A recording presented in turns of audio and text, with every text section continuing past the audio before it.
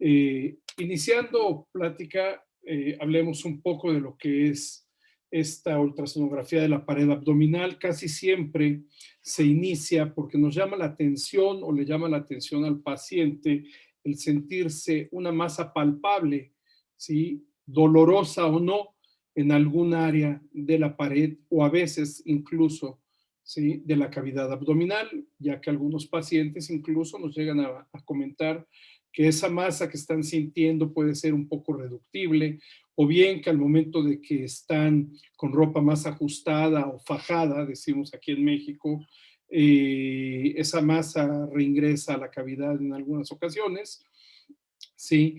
O es una masa que deja de proyectarse de manera importante de acuerdo a si el paciente se recuesta, se sienta o bien se proyecta más adelante, nuevamente cuando el paciente está parado, sentado en bipedestación, o bien al hacer ciertas maniobras, como puede ser la maniobra de esfuerzo, maniobra de Valsalva, etcétera.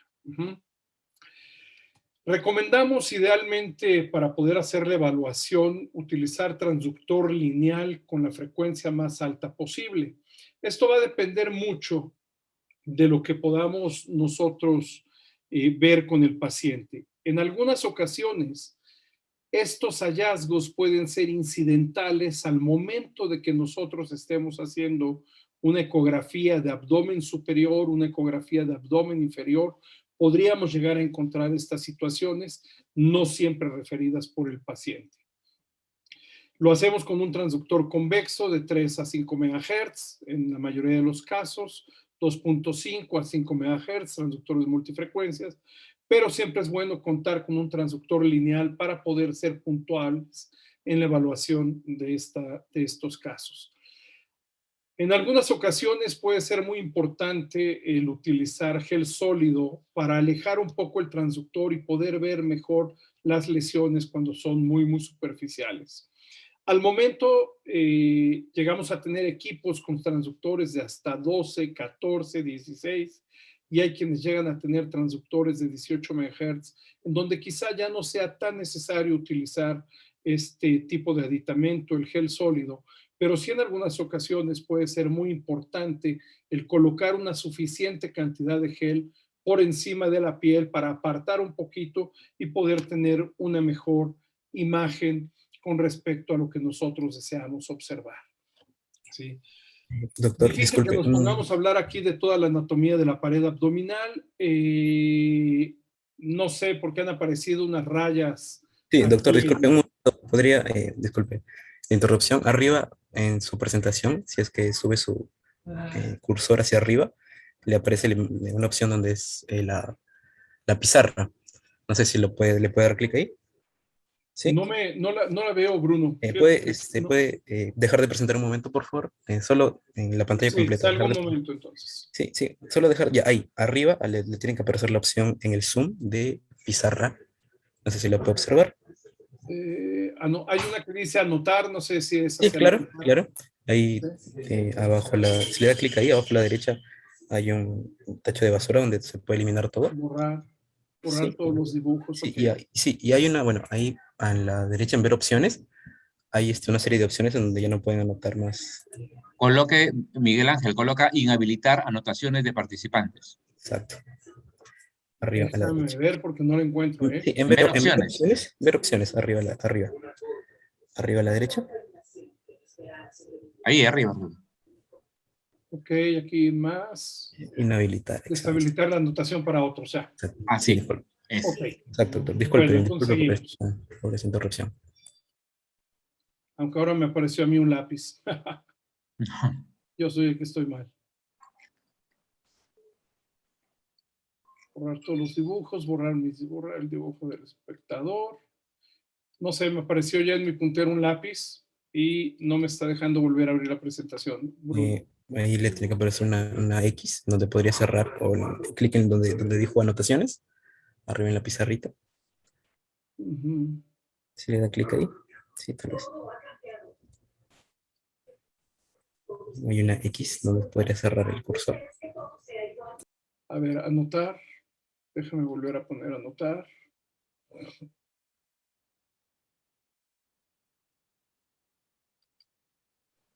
Ya tengo mi ratón otra vez. Ok, Listo. gracias. Perdón.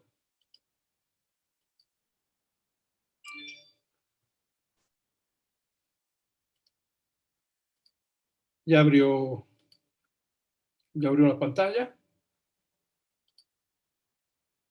Sí, doctor, va ¿Sí la todo pueden ver correcto. ustedes? Ok. No sé. Bueno, a mí ya me quedó algo aquí prendido al frente con el nombre de todos, buscar, invitar, más. Que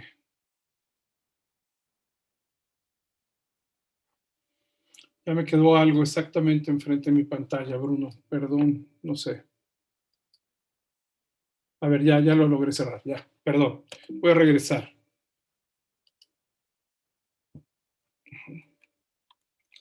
Déjenme regresar, una disculpa. ¿Sí? Bueno, les decía que difícil que nos pusiéramos a ver precisamente en este momento toda la anatomía, ¿sí? De la pared abdominal, pero es importante recordar que hay piel, tejido celular subcutáneo, músculos, las aponeurosis musculares, peritoneo, ¿sí? Que varios de estos músculos se cruzan de forma muy, muy importante y que algunos, dependiendo de la constitución anatómica de nosotros, pueden tener entre ellos mayor o menor cantidad de grasa y pueden tener algunas modificaciones muy especiales de acuerdo a lo que nosotros podríamos estar viendo. Entonces podemos lograr identificar estos músculos. Les voy a estar mostrando sobre todo imágenes con equipos yo les digo, de gama media. No se requiere a veces tener un equipo de alta complejidad o de gama muy alta o de alto costo para poder hacer estos estudios. Esto es lo que habitualmente nosotros podemos estar viendo. Claro, cuando tenemos equipos con mayor calidad de imagen, con mejores condiciones, definitivamente las imágenes cambian, el poder ver el rafé medio de los músculos rectos abdominales, como para poder descartar la presencia de una diástasis de rectos o herniaciones o incluso hematomas de este nivel también es importante. Las lesiones que pudiéramos nosotros observar pueden ser de tipo cutáneo, podríamos ver lesiones vasculares, hernias, linfonodos, hematomas, ¿sí? Colecciones diversas, neoplasias, pero también hay que recordar que podríamos encontrar en ciertas regiones a nivel bajo, incluso gónadas como pudieran ser los testículos fundamentalmente. Dentro de las hernias tenemos una cantidad importante de ellas, las hernias ventrales, las hernias de Spigelius, hernias inguinales, femorales, incisionales, y si nos vamos hacia la región posterior, solo por mencionar toda la plenitud de hernias que podríamos encontrar, también podremos ver las lumbares, que son dos.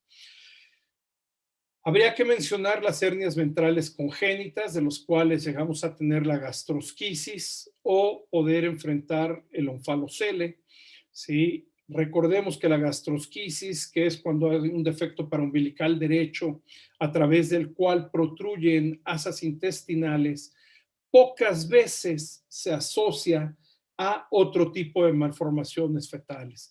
No así el onfalocele, que es una lesión totalmente umbilical, de donde llega el cordón umbilical, que es muchísimo, 3 veces más común que la propia gastrosquisis.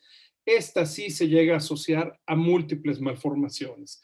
Entonces es importante que veamos esto. No voy a meter mucho de la parte de alteraciones congénitas, pero también recordemos que hay otros tipos de celes e incluso complejos muy, muy importantes como pudiera ser la pentalogía de Cantrell, o podríamos tener alteraciones tan grandes como puede ser esa lesión del Lean Body Wall Complex o la alteración del tallo corporal, que ahora cada una de ellas ha sido descrita. Anteriormente solamente las conocíamos como alteraciones del tallo corporal y de la línea media corporal. De las hernias tenemos hernias muy importantes, las hernias ventrales, que son muy frecuentemente observadas en pacientes obesos, sí, en algunos enfermos por algunas diferentes condiciones que pueden llegar a tener incluso debilidad de la pared muscular, sí, pero también en aquellos pacientes que han sufrido un trauma, podríamos nosotros observar este tipo de herniaciones y que evidentemente la ecografía podemos identificar de manera muy fácil y podemos mencionarlas. Aquí tienen ustedes hernias de tipo ventral, en donde, por supuesto, ustedes están viendo lo que es el cuello de la hernia, la podemos nosotros medir y podemos solicitar al paciente precisamente que haga maniobra de esfuerzo para que nosotros veamos cómo esa hernia va hacia adelante o hacia atrás, si sale o regresa, ver si hay asas intestinales o no en el interior. Lamentablemente, hace rato que estábamos haciendo las pruebas, resulta que a mí me corren los videos, pero al momento de hacer la ampliación de la pantalla y compartirla, los videos creo que no los están viendo ustedes. No sé si me pueden informar si este video lo logran identificar. No, no está corriendo, Miguel Ángel. Y yo lo veo corriendo aquí, Bruno. Pero bueno. Ni modo. Ok, vamos a dejarlo. Hay hernias ventrales que lo único que vamos a tener es la presencia de grasa, es grasa, tejido graso, el que está protruyendo a través de ella, pero debemos de ser muy cuidadosos para poder ver si incluso emergen asas intestinales, si esas asas intestinales son de intestino delgado o llegan a ser de intestino grueso, o incluso se pudiera estar saliendo algún otro tipo de víscera a través de ellas, que no es precisamente tan frecuente. El hacer ahora los barridos extendidos nos ayudan muchísimo más para poder identificar todas ellas y podérselas marcar o demostrar al médico, mostrar cuál es el sitio por donde ellas están protruyendo para que las dimensiones sean mucho más adecuadas. Esta es una metodología que tienen muchos equipos. Creo que al momento una gran cantidad de equipos de gama media ya la tienen. Puede ser con los transductores lineales en la mayoría de los casos, pero también algunos equipos permiten que se haga con los transductores convexos y podemos llegar a tener ese tipo de barridos extendidos que realmente nos ayudan mucho. Podemos observar nosotros tejidos extraños también. Recuerden que muchas veces la corrección quirúrgica de este tipo de herniaciones requiere que se coloque una malla. Esas mallas nosotros las podemos identificar en algunas ocasiones y dependiendo del sitio donde estén, y el tiempo en el que hayan sido colocadas, las podríamos estar viendo con una imagen hiperecoica con proyección de sombra sónica posterior. Y recordemos que muchas veces, y pese a la corrección quirúrgica, y pese a que el paciente tiene una malla, de cualquier manera nosotros podemos estar viendo, ¿sí?, la formación de una nueva hernia, ¿sí?, cercana a esta corrección, o bien esta corrección, por algún motivo, el esfuerzo del paciente, cambios en su textura corporal, cambios en su peso, etcétera, puede provocar que se forme una nueva hernia justo a un lado, o bien que se venzan estas mallas, que en algunas ocasiones podemos ver también, como ven ustedes acá, simplemente como imágenes hiperecoicas, como rayistas, áreas fenestradas en las cuales vemos atenuación sónica posterior, pero en algunas ocasiones incluso estas correcciones no son las más adecuadas, o bien hay compromisos quirúrgicos que se llegan a presentar como hematomas, seromas y demás, que nos permiten identificar la imagen hiperecoica que corresponde precisamente a esa malla. Finalmente, un cuerpo extraño. ¿Por qué? También podemos encontrar otros tipos de cuerpos extraños muy, muy diversos en la pared abdominal. Las hernias umbilicales quizás sean de las más frecuentes que nosotros podemos identificar, las vemos en niños, las vemos en adultos. Recuerden que la paciente embarazada sufre una tensión muy, muy importante a nivel de la pared muscular y eso provoca que se forme un defecto umbilical. Creo que hay una cantidad amplísima de mujeres en las que nosotros podemos encontrar este defecto al momento de estar embarazadas, defecto que va a persistir posteriormente y que nosotros también lo podemos evaluar fácilmente. No todas tienen que ser pacientes embarazadas. Este es un varón. Vean ustedes la hernia tan grande que tiene.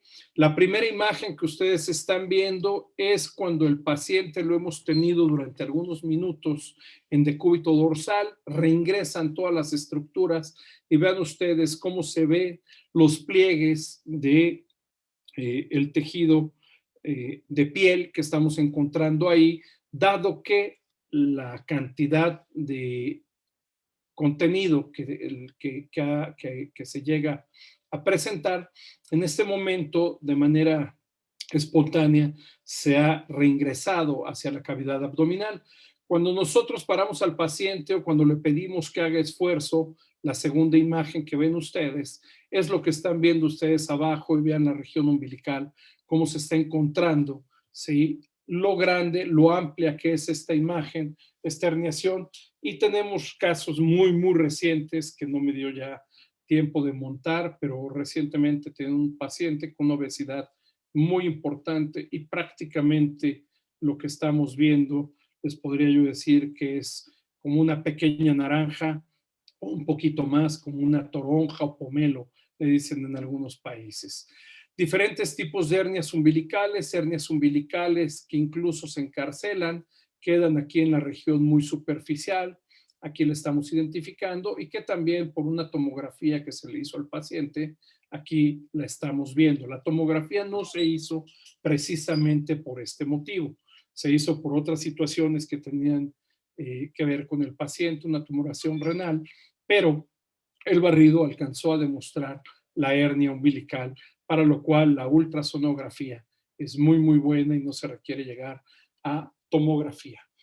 Hay hernias incisionales también, debemos de tener cuidado, se dan en complicaciones quirúrgicas, el 0.5 a 14%. La frecuencia anual es realmente baja del 4% y es una alteración silenciosa en muchos de los casos, solo el 5 a 10%. Algunas son muy, muy pequeñitas, pero algunas de ellas también causan molestia o dolor al paciente y nos lo puede estar refiriendo. Hay que tener cuidado porque también de esta misma manera podemos nosotros identificar pequeños trayectos fistulosos, abscedados, etcétera, por algún otro motivo. Por eso es muy importante conocer los antecedentes del paciente. Hernias incisionales, que aquí las estamos viendo. El paciente ha sido sometido a 2 tipos de cirugías. Esta paciente, vean ustedes en dónde está y vean la hernia que está presentando. Por supuesto, al momento de solicitar a esta paciente ejercer Valsalva, podemos ver cómo se amplía el cuello de la lesión y por lo tanto la emergencia de estructuras a este nivel. Hay una hernia que a veces es un poco discutida, la hernia de Spiegel o de Spiegelio, es una hernia espontánea de la pared abdominal lateral, es un defecto en la aponeurosis del músculo transverso, lateral y de la vaina del músculo recto del abdomen. Se sitúa justo o próxima a la unión de la línea semilunar con la línea arqueada.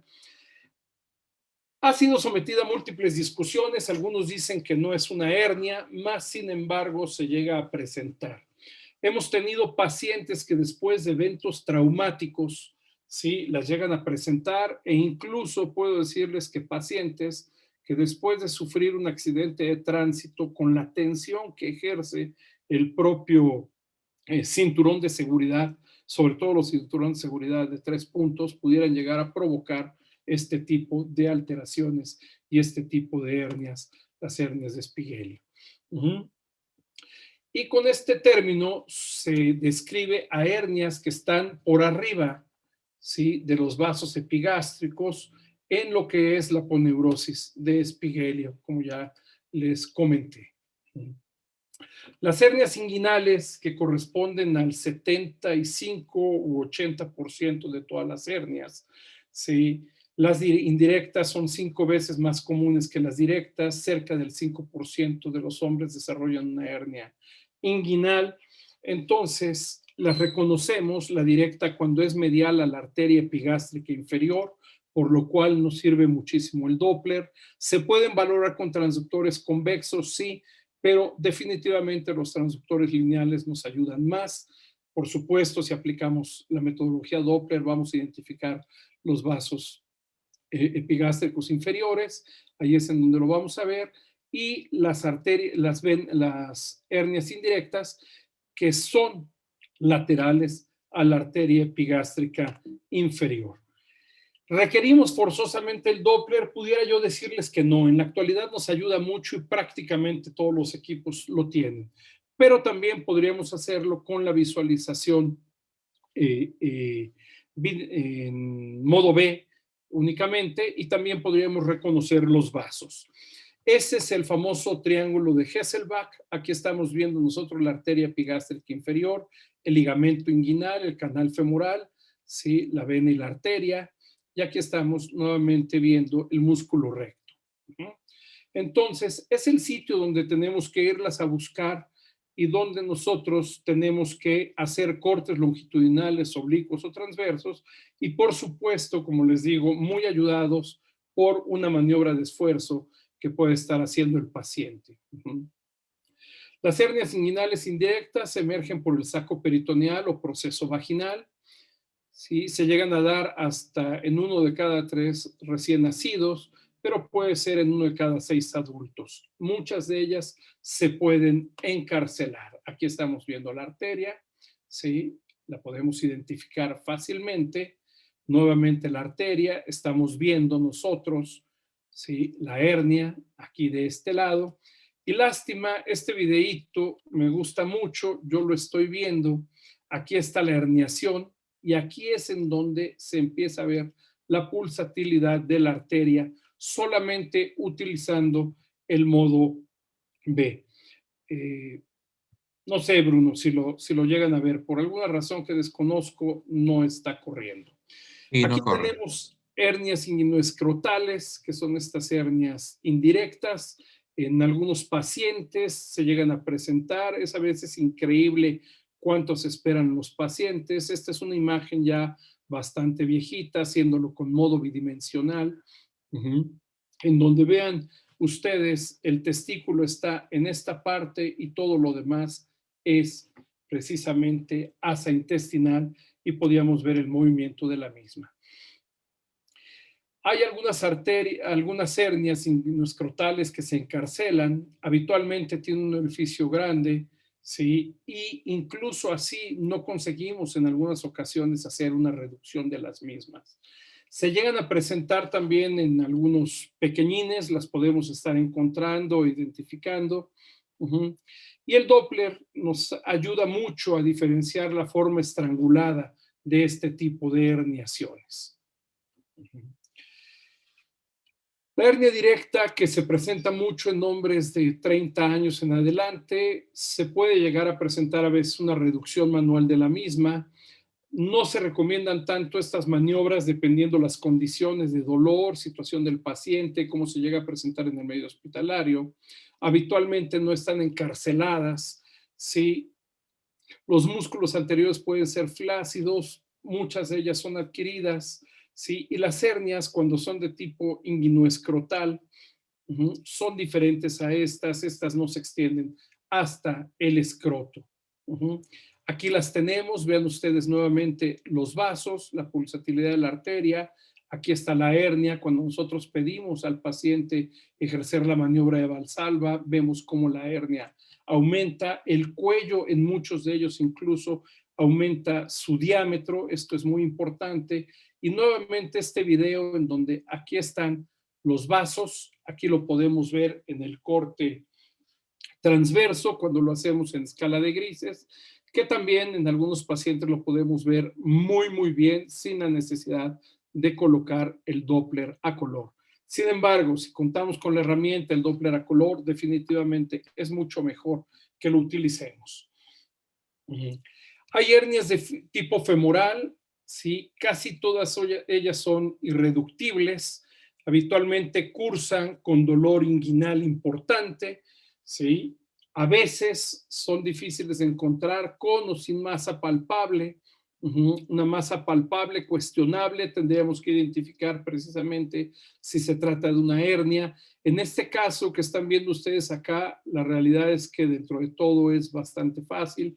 Estamos viendo que hay líquido, estamos viendo el ingreso de las estructuras en donde puede estar entrando tejido graso y también a veces asa intestinal. Se ven mucho en pacientes obesos y pacientes que se presentan con un dolor de tipo inexplicable en esta región, a veces algunos atletas. Recuerden que ahora mucha gente hace ejercicio, hay gente que va al gimnasio, que hace pesas, que no se cuida lo suficientemente y las podríamos encontrar. Generalmente y de manera ecográfica es una masa medial a la vena femoral. Aquí es importante hablar de algo. Es muy infrecuente. Yo llego a tener, la realidad, he tenido solamente 3 o 4 casos, ¿sí? Y hay una hernia que se conoce como hernia del canal de Nuc. Prácticamente se presenta solo en mujeres, ¿sí? Es una pequeña vaginación del peritoneo parietal. Se puede unir al útero a través del anillo inguinal interno.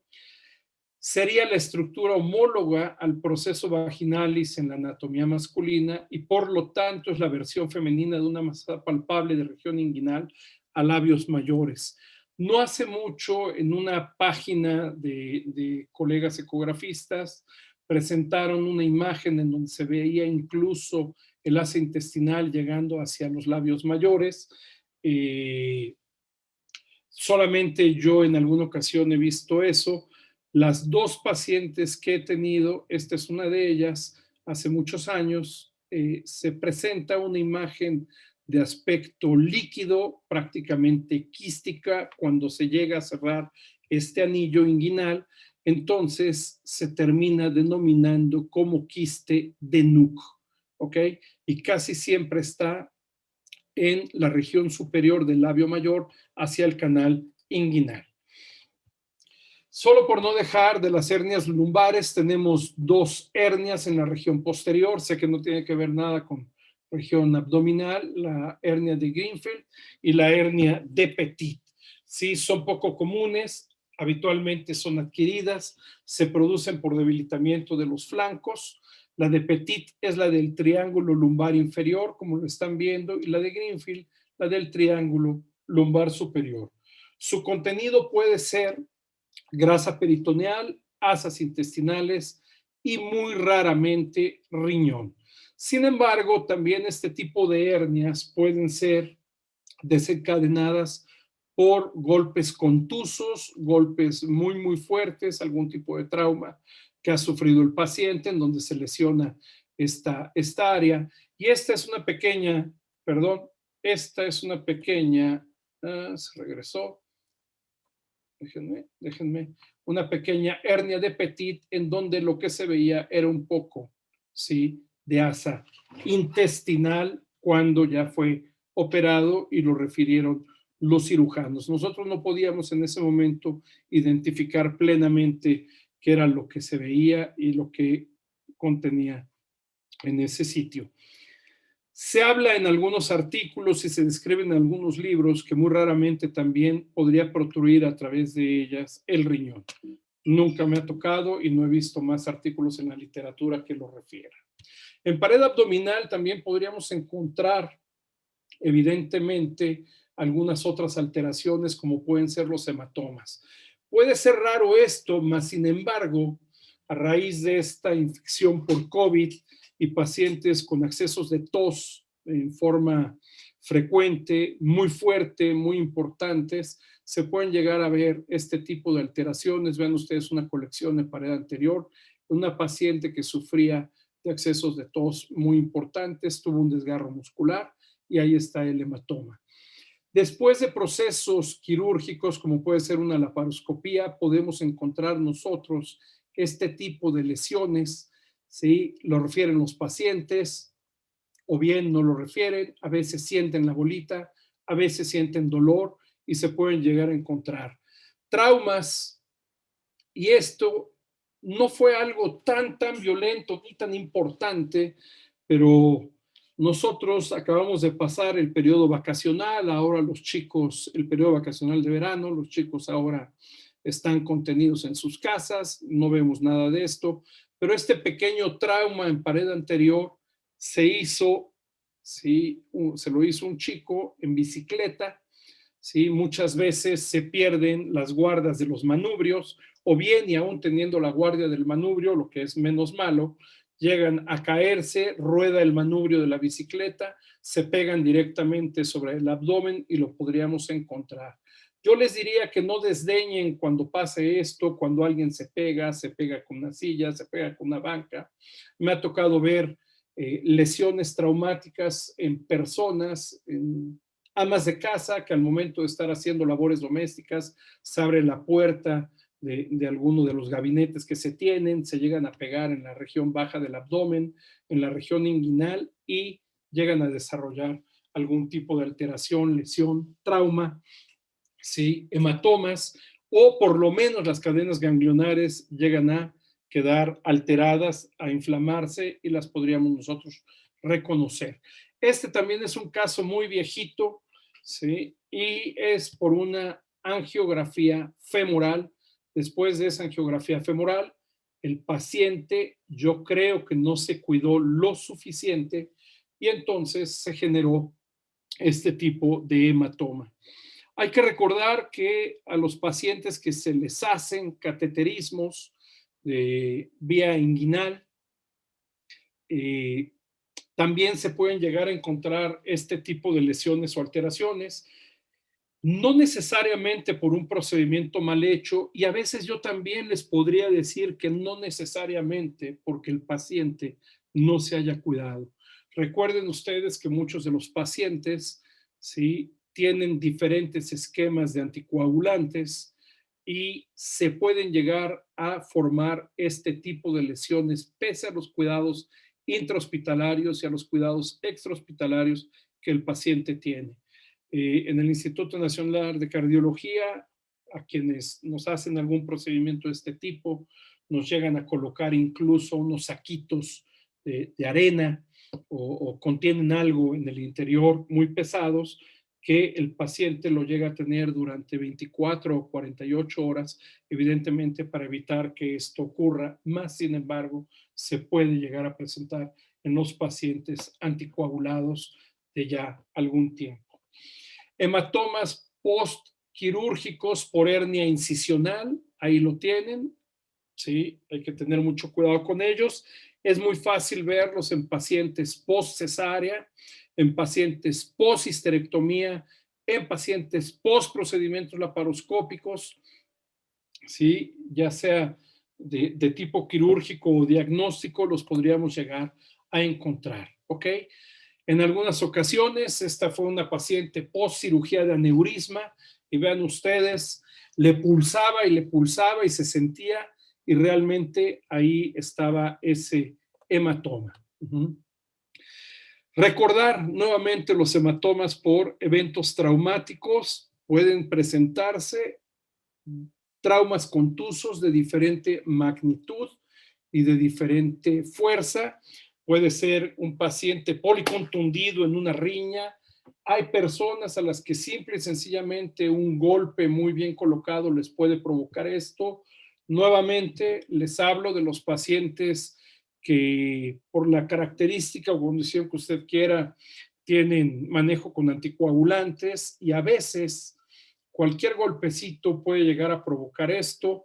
De hecho, pacientes bajo estas condiciones se recomienda, o puedo decirles, se nos recomienda, porque yo estoy en esa situación, no es tan fácil que me apliquen una inyección vía intramuscular, etcétera, porque podría llegar a tener una serie de problemas. Pero son múltiples las situaciones por las que se puede dar un proceso traumático. En muchas de nuestras ciudades, la modalidad actual, incluso para poder obtener el sustento habitual, en la Ciudad de México y en todo mi país, se incrementó el número de deliveries, de personas que van y ustedes pueden adquirir sus productos vía telefónica y ellos en bicicleta, en motocicleta, etcétera, son los que se los llevan. Me imagino que han ocurrido también en sus países. Y entonces, evidentemente, los accidentes de tráfico con motocicletas, con bicicletas, se han incrementado y, por supuesto, este tipo de traumas que también podemos estar identificando. Abscesos o hematomas postquirúrgicos, aquí postcesárea, pared anterior, la vejiga, correcciones, poshisterectomía, postcesáreas en cirugías de canal inguinal. Y aquí nuevamente esto que es un hematoma abscedado postcesárea en una paciente bastante extenso. Vean ustedes, lo mejor fue utilizar nuevamente esta visión de barrido extendido para poder demostrarlo. Seromas que se llegan a producir en la pared abdominal anterior, en este caso una paciente a la que se le hizo un procedimiento cosmético, una lipoescultura, y de esa lipoescultura se derivó esta situación. Se pueden llegar a presentar cuando los pacientes no observan los cuidados adecuados. Se les pide a los pacientes que utilicen fajas para que puedan mantener y contener los tejidos. Algunas de ellas no consienten estar tan apretadas, ya sean hombres o mujeres. Puede ser que malamente se las quiten o pierdan la atención que les ha recomendado el médico y pudieran llegar a presentar este tipo de situaciones. Pero todos sabemos que otro tipo de procedimientos quirúrgicos también pudiesen llevarnos a este tipo de alteraciones y a que los pacientes presenten seromas. Granuloma por cuerpo extraño, pared abdominal anterior. Ahí está y encontramos una imagen hiperecoica que prácticamente todos ustedes pueden estar viendo. Ok. ¿A qué corresponde? Bueno, empiecen a preguntarse todo lo que quieran porque pueden ser varias las situaciones o lo que haya por ahí. ¿Sí? En este caso, y después de que retiraron ese granuloma, ¿sí? Lo que se encontró fue precisamente una sutura relativamente gruesa, ¿sí? Que se desprendió y que precisamente creó todo el fenómeno inflamatorio, ¿sí? El organismo se defendió, formó ese granuloma y ahí se veía esa imagen hiperecoica en el interior. Fístula cutáneo-intestinal por coexpro extraño después de cirugía por apendicectomía. ¿Ok? Aquí está la lesión. Aquí está la fístula. ¿Sí? De esto me tocó participar hace muchos años con el doctor Domingos Correa Rocha en Brasil. ¿Sí? Y acuérdense que también en pared abdominal y sobre todo hacia las regiones inguinales nosotros vamos a poder encontrar diversos cuerpecitos, corpúsculos muy pequeños que son los linfonodos.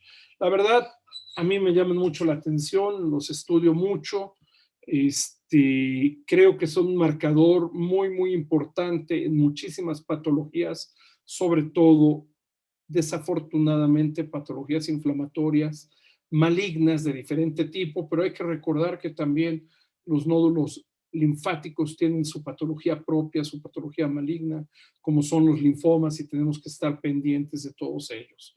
Normalmente tienen una forma ovoidea con un aspecto reniforme, tienen una corteza hipoecoica, un núcleo central ecogénico, sí, sus dimensiones son variadas.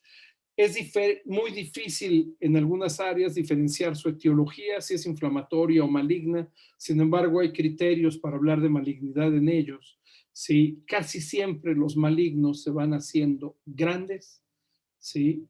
Pierden su forma redondeada u ovoidea, a veces forman racimos, se hacen generalmente hipoecoicos, casi en algunas ocasiones podríamos decir hasta anecoicos, pero cambia totalmente su estructura vascular, como el que está abajo, en el que estamos viendo una vascularidad totalmente anárquica. Y aquí les muestro metástasis en cadena inguinal.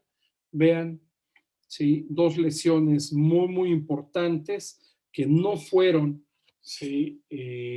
Alteración propia, sino que fueron metastásicas y vean ustedes la arquitectura vascular, cómo se ve, y todavía se mantenía dentro de todo bien, pero vean ustedes cómo hay vasos irregulares, amputatorios, vasos anárquicos, los que se enfrentan en ese momento. Hay que recordar que en la cadena ganglionar parailíaca también podríamos encontrar diferentes patologías, y ahora sí hablemos de patología propia de los núcleos ganglionares, en este caso, un linfoma, ¿ok? El que se está presentando ahí. Tumoraciones raras, esto está en el libro del doctor Domingos Correa Rocha, publicado hace muchos años, en 1992. Yo tuve la fortuna de estar por allá con él y participar como coautor en este libro. Y esto es muy raro, pero se llegan a presentar los tumores de tipo desmoide. Son raros, prácticamente siempre benignos, no tienen una cápsula definida, son de tejido conectivo o fibroso. Se pueden localizar y encontrar en mesenterio, músculos retroperitoneos y hasta cercanos a los huesos.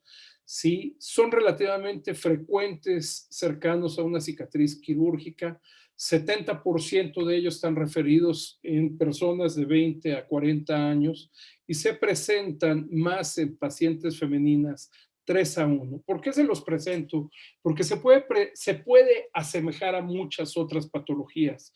Creo que en este momento hay varios amigos y colegas con mucha experiencia que pudieran empezar a hablar de varios tipos de lesiones, como pueden ser simple y sencillamente granulomas que se presentan en esta zona. Aquí tienen tumores desmoides, nuevamente ahí demostrados en áreas postquirúrgicas. Recordar que también en pared abdominal podríamos encontrar nosotros estas imágenes moderadamente hiperecoicas, más o menos bien definidas, casi siempre ovoideas, por arriba del músculo, entre la grasa premuscular, ¿sí? Y por abajo de la grasa subcutánea, ¿sí? Que son los lipomas. Pero en ocasiones también tendríamos que descartar que se pudiera tratar de un neuroma o de un neurofibroma. Van cambiando sus condiciones, pero también deberíamos de tenerlos en mente. Y vean lesiones metastásicas. Si la dejamos simple y sencillamente como otra de las que hemos presentado, podríamos pensar que es un granuloma, podríamos pensar que incluso es un fibroma que está por ahí arriba y que depende de la capa superficial, ganudo de los músculos del abdomen, ¿sí? Pero en este caso, vean ustedes la vascularidad y correspondió a una metástasis por carcinoma de ovario. Afortunadamente, en realidad, son bastante raras. Estas son imágenes del doctor Domingos Correa de Rocha. Ahí está la clínica de Farol. Partes pequeñas. Sí, puede ser un granuloma, pero la vascularidad cambia. Vean ustedes, todavía la imagen no era tan buena en ese momento. La imagen a color, era muy burdo el Doppler de amplitud que se tenía. Sí, les puedo decir hasta el equipo con el que fue tomada. Sí, el doctor Domingos Correa creo que fue el primero en tener en Brasil un equipo de Doppler color en esa época de una compañía que actualmente compró otra compañía. Era muy malo y bueno, era el último grito de la moda y la imagen era totalmente pixelada. Esto es años después que tuvimos la oportunidad de regresar por allá con él y él me hizo favor de regalar estas imágenes, metástasis por carcinoma de riñón. Y estas que podrían parecer muy pequeñitas, muy sencillitas, que están en esa grasa por debajo de la grasa subcutánea, que pudiera parecer un pequeño granuloma, que incluso podríamos decir un pequeño abscesito, podríamos decir un quiste, aunque no está tan definido, un quiste sebáceo, o que podríamos pensar que simple y sencillamente se pudiera tratar de un barrito, etcétera. Vean ustedes cómo tiene vascularidad y corresponde a una metástasis por carcinoma de mama, ¿sí? Encontrado a este nivel. A veces se ven redondeados, como algunas de las imágenes anteriores, a veces se ven así un poco más alargados, se pueden ver en diferentes planos de profundidad, en ocasiones pegados a la vejiga, a veces entre los músculos, a veces pasando los músculos. Tiene una característica muy importante, la paciente casi siempre va a referir que hay dolor de tipo ardoroso, a veces exacerbado durante el ciclo menstrual o solamente presente en el ciclo menstrual. Pueden llegar a tener vasos nutricios o estar cerca de vasos nutricios y puede ser, ¿sí?, una endometriosis de la pared abdominal. Algunas llegan a ser muy redondeadas. Entonces, vean ustedes cómo puede ser tan intrincado pensar en todo esto y no desdeñar ningún tipo de información. ¿Cómo diferenciarlos? ¿Tiene dolor? Bueno, lo primero, ¿es hombre o es mujer? ¿Tiene dolor durante el periodo menstrual? ¿Aumenta de tamaño durante el periodo menstrual? ¿Hay dolor o ardor durante todo el tiempo? ¿Sí? La ropa llega a hacer presión específicamente en este sitio y eso causa mayor alteración. ¿Cómo es el tipo de dolor que refiere el paciente? ¿Fue sometida, en caso de ser mujer, fue sometida a cesárea o miomectomía? ¿Tiene algún tipo de historia oncológica? Creo que tenemos que pensar en todo esto, pero incluso si el paciente o la paciente no tuviera historia oncológica, no nos olvidemos de esta otra posibilidad y a veces empecemos a preguntar nosotros acerca de esa historia oncológica, si el paciente ha perdido peso, si el paciente tiene algún otro tipo de molestia, alteración, cambios en su menstruación, si es mujer, etcétera, porque podríamos estar enfrentando, aunque son raros, pero este tipo de lesiones. Un paciente con ruptura del músculo recto abdominal con hematoma. Pagamos la inscripción del club. Y el primer día todos queremos ser fit y todos queremos hacer mucho ejercicio y hacemos además mal el ejercicio. Ruptura del músculo recto abdominal con un pequeño hematoma, ¿sí?, después de una sesión de ejercicio. Pensemos también en los pacientes con diversas patologías, como esto, poder encontrar circulación colateral, qué es lo que nos la puede estar ocasionando, cómo lo podemos ver, el paciente es cirrótico, ascítico, etcétera, esa circulación la podemos estar identificando, pero en algunas ocasiones también ese acúmulo graso pudiera estar presentando y no ser necesariamente un lipoma y puede estar presentando vascularidad y esa vascularidad entonces sugerirnos la posibilidad de un hemangioma y aún así tener que descartar alguna otra situación o bien que el servicio de patología no sea el que nos llame la atención y nos diga encontré esto y es más malo. Y ya prácticamente para terminar, bueno, en algunas ocasiones no lo refiere el paciente, pero nosotros llegamos a encontrar una imagen a nivel de región inguinal o un poquito más alta, ¿sí?, en pared abdominal y resulta que el paciente tiene un testículo normal en la cavidad escrotal, pero del otro lado no tiene testículo y puede ser que nosotros lo encontremos a nivel inguinal. Pueden ser hallazgos, acuérdense que nosotros recibimos a pacientes de diferentes estratos socioeconómicos, diferentes niveles educativos, máxime cuando estamos trabajando en hospitales, como me ocurrió mucho tiempo que trabajé en hospitales del servicio público, de salubridad, llegaba gente que venía de poblaciones muy alejadas a la Ciudad de México, etcétera, y no siempre brindaban mucha información y nos llevábamos a veces este tipo de sorpresas. Dentro de las conclusiones, la ultrasonografía es el método inicial para investigar las alteraciones que se puedan presentar en pared abdominal. En algunas ocasiones pueden ser hallazgos de un estudio rutinario que nos soliciten de abdomen superior o inferior. prácticamente siempre es necesario utilizar transductores lineales de alta resolución para una mejor caracterización de estas lesiones. Y lo que yo les pido mucho, nunca deberemos de desdeñar la información que nos pueda otorgar el paciente. Realmente esto puede ser valiosísimo y trascendente para lo que estamos buscando, los que nos pidieron buscar, o bien lo que nosotros estamos encontrando. Muchísimas gracias a todos.